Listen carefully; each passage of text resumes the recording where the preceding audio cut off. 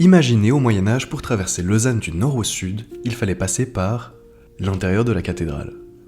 Les flancs de la colline de la cité ne laissaient aucune place pour des routes. Ni l'esplanade à l'ouest, ni la rue à l'est n'existaient. Du coup, jusqu'au XVIe siècle, un passage voûté, un peu comme un tunnel, traversait la cathédrale et coupait l'édifice en deux. Un mur fermait l'accès à la nef, isolant alors les prières du passage des voyageurs. Vers 1505, l'évêque Aymon de Montfalcon condamne le passage intérieur et ouvre le grand portail occidental. La cathédrale devient alors enfin un lieu unifié. En 1536, la réforme transforme son destin.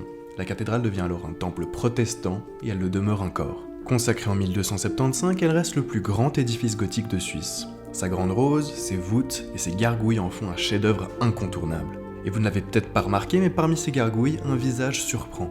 Lunettes rondes, cravate, c'est en fait Jean-Pierre Dresco, architecte cantonal entre 1972 et 1998.